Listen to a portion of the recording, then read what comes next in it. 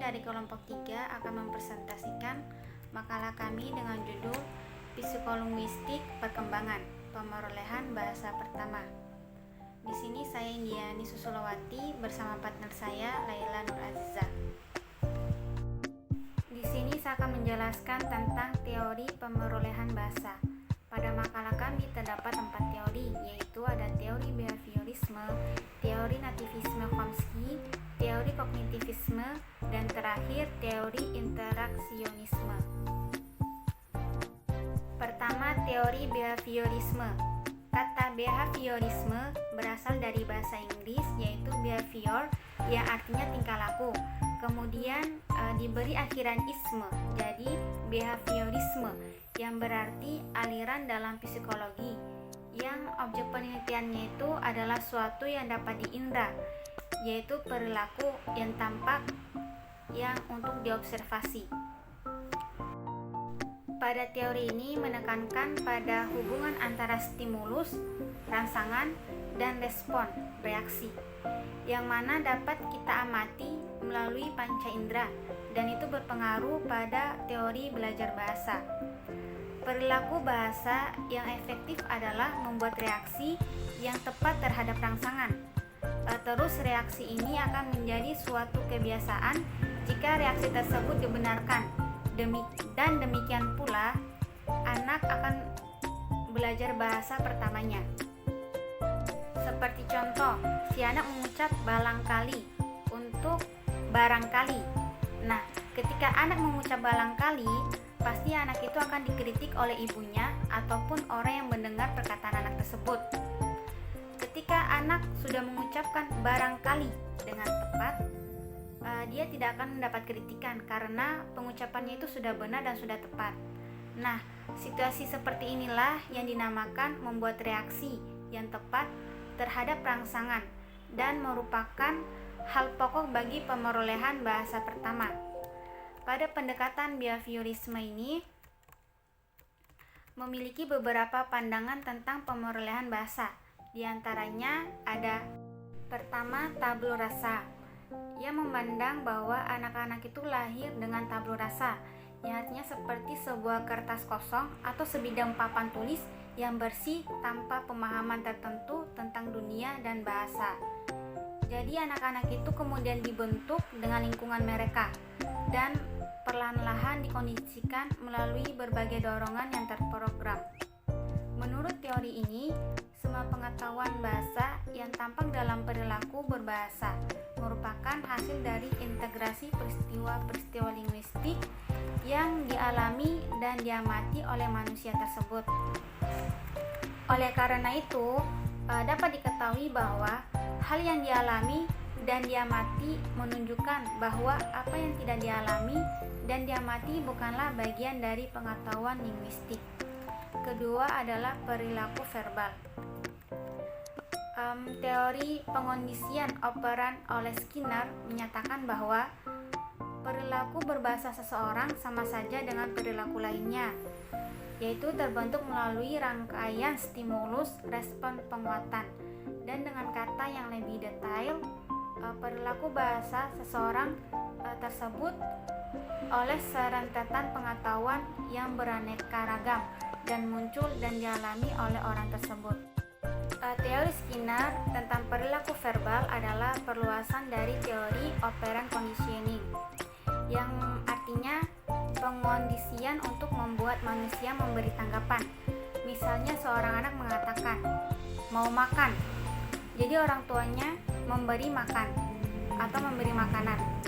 Menurut Skinner, perilaku verbal sama dengan perilaku lainnya, dikendalikan oleh konsekuensinya.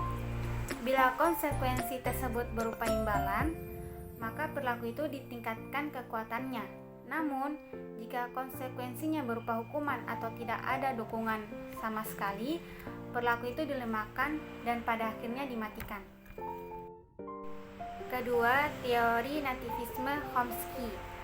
Teori ini merupakan penganut nativisme yang menurutnya bahwa bahasa itu dapat dikuasai oleh manusia. Binatang tidak mungkin dapat menguasai bahasa manusia. Nah, Pada pendapat Chomsky ini didasarkan pada beberapa asumsi. Pertama, perilaku bahasa atau perilaku berbahasa adalah sesuatu yang diturunkan, genetik. Kedua, bahasa dapat dikuasai dalam waktu yang relatif singkat. Dan ketiga, lingkungan bahasa anak tidak dapat menyediakan data yang cukup bagi penguasaan tata bahasa yang rumit dari orang dewasa. Menurut aliran ini, bahasa adalah sesuatu yang kompleks dan rumit sehingga mustahil dapat dikuasai dalam waktu yang singkat melalui peniruan. Dan ketiga, teori kognitivisme. Menurut teori ini, bahasa bukanlah sesuatu ciri alamiah yang terpisah, melainkan salah satu di antara beberapa kemampuan yang berasal dari kematangan kognitif. Perkembangan bahasa harus berlandaskan pada perubahan yang lebih mendasar dan lebih umum di dalam kognisi. Jadi, urutan perkembangan kognitif merupakan urutan perkembangan bahasa. Menurut teori kognitivisme juga, yang paling utama harus dicapai adalah perkembangan kognitif. Barulah pengetahuan dapat keluar dalam bentuk keterampilan berbahasa. Dari lahir sampai 18 bulan, itu dianggap bahasa itu belum ada. Anak hanya memahami dunia melalui indranya saja. Anak hanya mengenal benda yang dilihat secara langsung. Pada akhir usia 1 tahun, anak sudah dapat mengerti bahwa benda memiliki sifat permanen, sehingga anak itu mulai menggunakan simbol untuk mempresentasikan benda yang tidak hadir di hadapannya. Terus simbol inilah yang kemudian berkembang menjadi kata-kata awal yang diucapkan oleh anak. Dan teori terakhir adalah teori interaksionisme. Pada teori interaksionisme ini beranggapan bahwa pemerolehan bahasa merupakan hasil interaksi antara kemampuan mental pembelajaran dan lingkungan bahasa. Hal ini juga dibuktikan oleh berbagai penemuan seperti yang telah dilakukan oleh Howard Gardner. Dia mengatakan bahwa sejak lahir anak itu telah dibekali berbagai kecerdasan. Salah satu kecerdasan yang dimaksud adalah kecerdasan berbahasa. Akan tetapi, yang tidak dapat dilupakan adalah lingkungannya, juga faktor yang mempengaruhi kemampuan berbahasa seorang anak. Baiklah teman-teman, di sini saya akan melanjutkan presentasi dengan subbab mekanisme pemerolehan bahasa pertama anak. Menurut Darjowijojo, istilah pemerolehan itu dipakai untuk padanan istilah Inggris atau istilah Inggrisnya itu acquisition, yang merupakan suatu proses penguasaan bahasa yang dilakukan oleh anak secara natural pada waktu dia belajar bahasa ibunya atau bahasa pertamanya.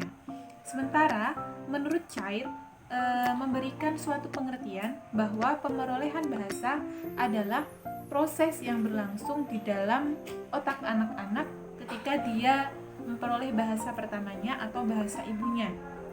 Pemerolehan bahasa biasanya dibedakan dengan pembelajaran bahasa. Pembelajaran bahasa berkaitan dengan proses-proses yang terjadi pada waktu seorang anak-anak mempelajari bahasa kedua setelah dia memperoleh bahasa pertamanya. Jadi, dapat disimpulkan bahwa pemerolehan bahasa adalah proses yang berlangsung terhadap anak-anak yang belajar menguasai bahasa pertama atau bahasa ibunya, sedangkan pembelajaran bahasa Arab berkenaan dengan dia memperoleh bahasa keduanya yang diajarkan secara formal.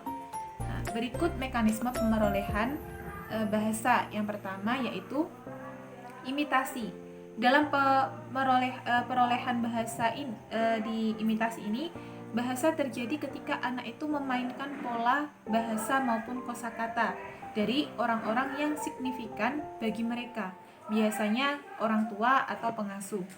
Yang kedua yaitu pengkondisian. Mekanisme ini diajukan oleh B.F. Skinner.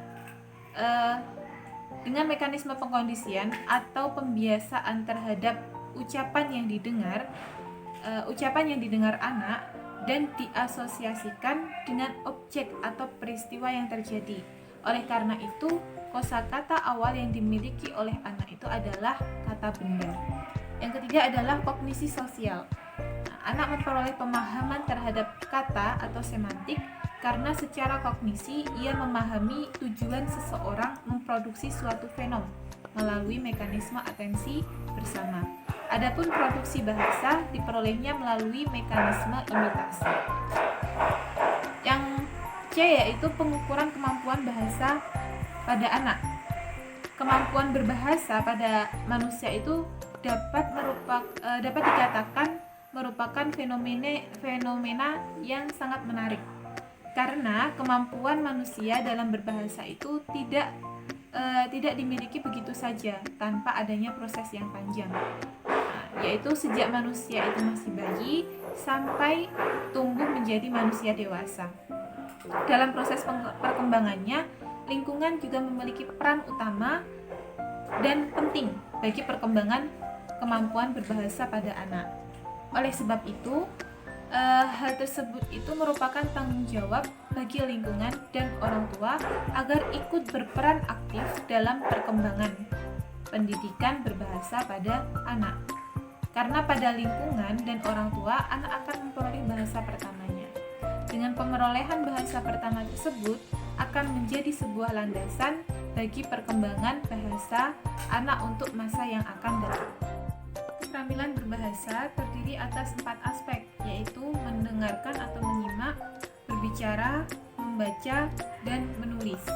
Keempat aspek ini memiliki hubungan yang sangat erat antara satu dengan yang lainnya, atau menjadi satu kesatuan yang disebut dengan catur tunggal. Kemampuan berbahasa merupakan kesanggupan, kecakapan, kekayaan ucapan, pikiran, dan perasaan manusia melalui bunyi yang arbitrer, yang digunakan untuk bekerja sama, berinteraksi, dan mengidentifikasi diri dalam percakapan yang baik. Perkembangan pemerolehan bahasa pada anak dapat dibagi atas 3 bagian. Yang pertama yaitu perkembangan prasekolah. Pada perkembangan ini dapat dibagi atas perkembangan pralinguistik, tahap 1 kata dan ujaran kombinasi permulaan. Perkembangan pralinguistik ditandai oleh adanya pertukaran giliran antara orang tua, khususnya ibu, dengan anak. Pada masa perkembangan ini, anak itu mengembangkan konsep dirinya. Dia juga berusaha untuk membedakan dirinya dengan subjek, dirinya dengan orang lain, serta hubungannya dengan objek dan tindakan pada tahap 1 kata. Anak terus-menerus berupaya mengumpulkan nama benda-benda dan orang yang ia jumpai. Yang kedua yaitu perkembangan ujaran kombinasi yang dilihat dari bentuk pembentukannya, dari dasar pembentukannya. Kombinasi ini yang dibuat anak pada periode ini mengekspresikan 2 unsur deretan dasar pelaku atau agen plus tindakan atau aksi plus objek. Semua kombinasi 2 unsur terjadi. Pada masa tahap ini ada 3 sarana ekspresif yang dipakai oleh anak-anak yang dapat membuat kalimat-kalimat mereka menjadi lebih panjang, yaitu kemunculan morfem gramatikal secara inklusif dalam ujaran anak, pengertian atau penyambungan bersama-sama hubungan 2 hal tersebut. Yang ketiga yaitu perkembangan masa sekolah. Perkembangan dalam pemerolehan bahasa pada anak di masa sekolah ini akan jauh lebih banyak dan meningkat, karena anak pasti akan menyimak dan merespon ujaran dari orang lain, terutama gurunya, ketika menyampaikan pelajaran. Lingkungan sekolah dan pertemanan juga menjadi peran penting, karena teman sekolah juga berasal dari lingkungan yang berbeda, yang dimana mereka juga akan memiliki bahasa yang berbeda juga. Dan perkembangan bahasa anak pada masa ini akan bersifat heterogen atau bermacam-macam. Maka kesimpulannya, terdapat dari teori pemerolehan bahasa. Itu yang pertama ada behaviorisme, ada yang kedua itu teori nativisme Chomsky, yang ketiga yaitu teori kognitivisme, yang keempat yaitu teori interaksionisme. Yang subbab kedua, mekanisme pemerolehan bahasa pertama anak. Yang pertama itu ada imitasi, yang dua pengkondisian, yang ketiga kognisi sosial.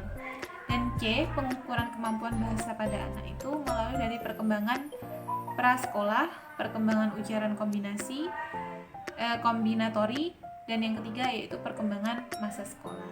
Mungkin cukup sekian presentasi yang bisa kami sampaikan pada hari ini. Syukron, akhiran, wassalamualaikum warahmatullahi wabarakatuh.